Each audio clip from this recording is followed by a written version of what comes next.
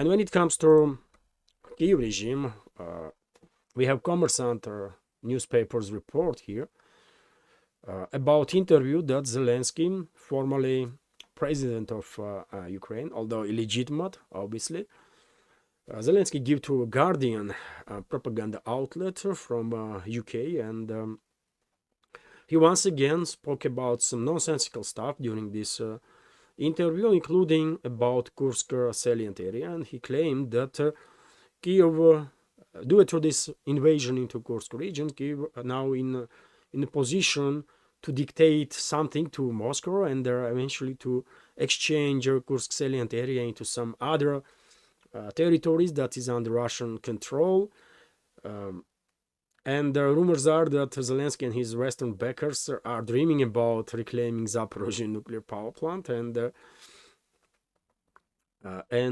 obviously this is nonsense. Obviously this is nonsense. I spoke about this many times before. Kursk salient is effectively a trap created by Russian forces for Kyiv regime's formations. More than 57,000 military personnel of Kyiv regime and NATO mercenaries were already neutralized in the Kursk salient area. Thousands of pieces of military equipment, mostly Western one. I remind you, dear friends, that these 10-15 brigades that were involved in this Kursk invasion were basically last strategical reserves, more or less capable strategical reserves that Kyiv regime had.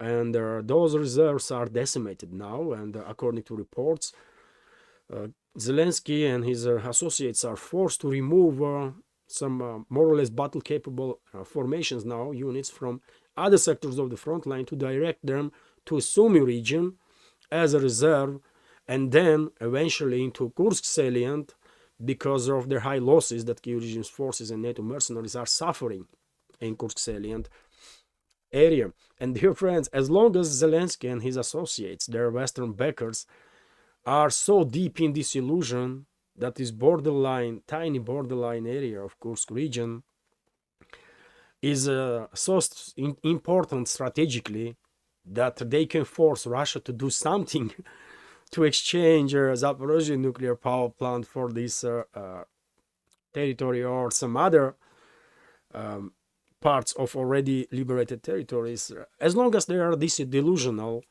obviously they will continue to send more and more troops into this trap that Kursk salient has begun, and obviously Russian forces will have a continuous opportunity to neutralize Kyiv regime's forces in this trap, rather than face them on other sectors of the front line, which actually has a strategical importance and where Russian troops are actually very successful moving forward. So Donetsk sector, Pokrovsk sector, Kurachovo sector, Chisov Yar direction, Kupiansk sector, where Russian forces, by the way, step by step, but almost liberated entire territory that from where Russian troops regrouped in 2023, that was, isn't it? Almost entirely. Not yet there, but obviously progress is so significant that I guess it's only a matter of time, and Izium and many other settlements will become under full Russian control. Eventually, entire Kharkov region also, obviously. So, yes, interesting that Zelensky and many from his inner circle and his backers in the West still are this deep into this crazy idea, crazy narrative that they can force Russia to do anything by maintaining their presence into Kursk salient area. I don't know, man. This how stupid someone has to be believe in that. I don't know. But you know what is interesting also? Lately, I noticed some pattern when it comes to Western propaganda, which is that almost on daily basis, surely for weekly basis, at least some big name in Western propaganda publishes some interview with Zelensky, usually long interview, allowing him, not just giving the platform to Zelensky, but allowing him to say whatever nonsense he can come up with. And I was wondering what is the reason, because these interviews actually are discrediting Zelensky and his associates. These interviews, these long interviews, are actually destroying Kyiv regime and whatever narratives Kyiv regime is on whatever narratives Kyiv regime is standing on.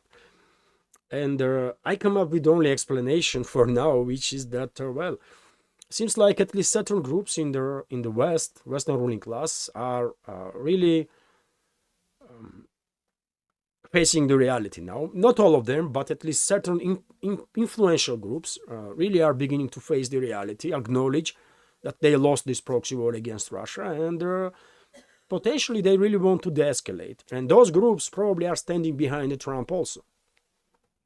And therefore, if this is the case, it does make sense if this group will use its influence over the certain propaganda outlets to promote such interviews, to encourage these propaganda outlets to do these long interviews with Zelensky and let him talk as much as possible, because more he talks, less sense his statements make.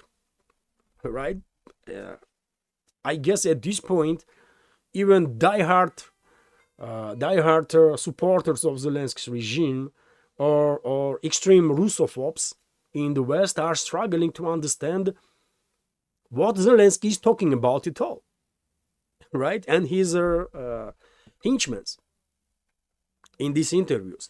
And I noticed this pattern I'm noticing this pattern for a while now, at least from an interview that Zelensky gave to Lex Fridman, US blogger, who I believe is an asset of CIA. In my personal opinion, maybe I'm wrong, by the way, I don't know, but I think this person, Lex Fridman, is an asset of CIA, and he was first to actually give platform to Zelensky in this manner, to let him talk as much crap as he possibly can.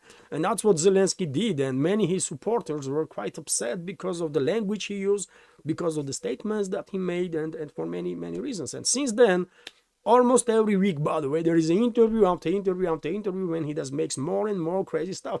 Just recently, there was some videos on internet of Zelensky's interview with Piers Morgan, for example. I did not watch that interview, as I did not watch interview of Zelensky with Lex Fridman. I just don't have time for that crap, right?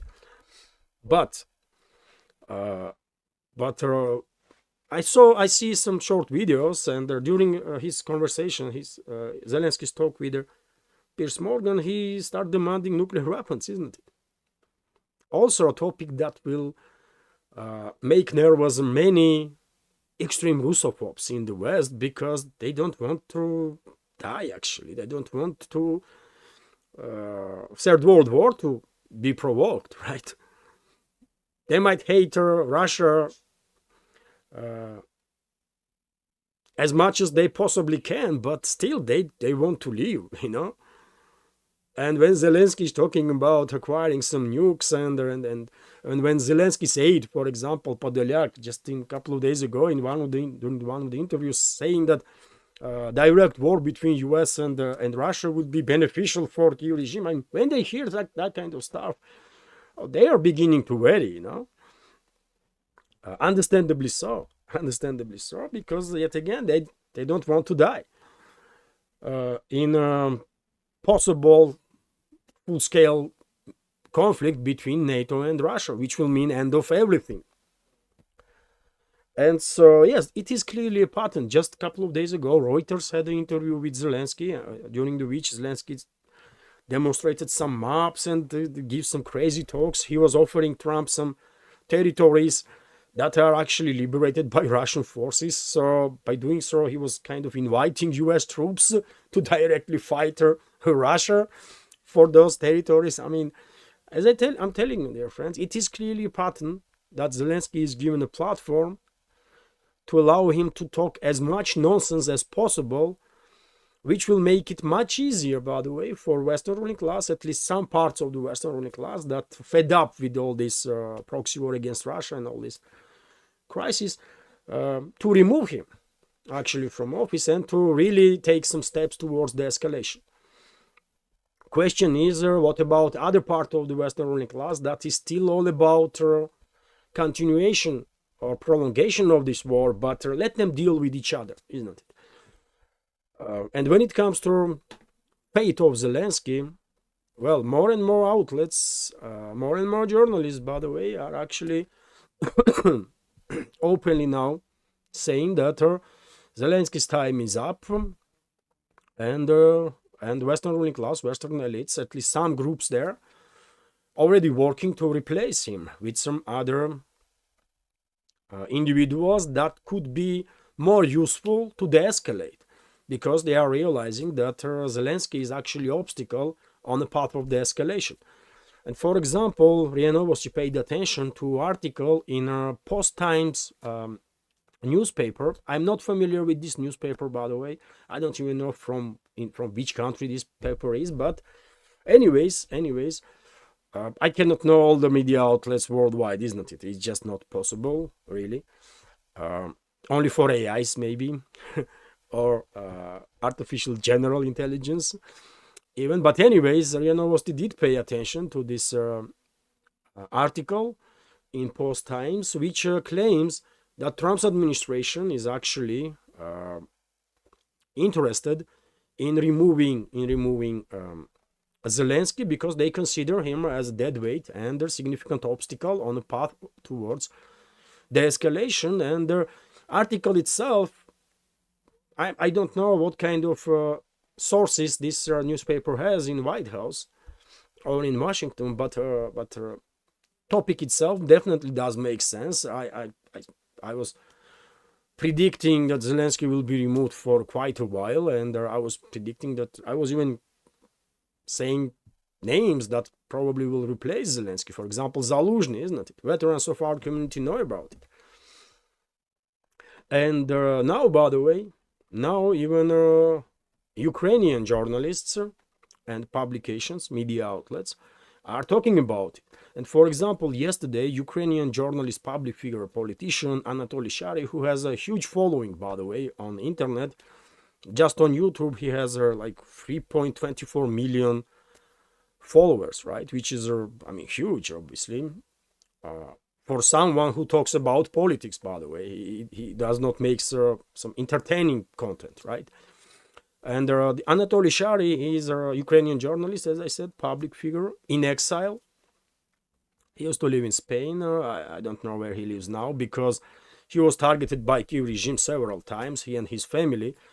So he's definitely in a position to be as careful as possible to protect his family, first of all. And he is a permanent critic of Kyiv regime for the crimes that they committed against Ukraine, and Ukrainian critic. And so yesterday he published this video that US, with headline that US plans to replace Zelensky with Zaluzhny. And by the way, Anatoly Shary already proved on many occasions that he does has quite informed sources in Ukraine, because very many times his predictions were actually accurate, very accurate. Not always, but quite often. And now in this video he was explaining what is going on around Zelensky and why most likely he will be replaced by Zaluzhny. And when it comes to figure of Zaluzhny, who was obviously head of general staff of Kyiv regime and now is an ambassador of Ukraine in UK, I also was saying, I don't know, for a very long time now, that most likely Zaluzhny will be the figure that will replace Zelensky. And if Anatoly Shary is on same page too now, then I guess that's exactly what is going to happen.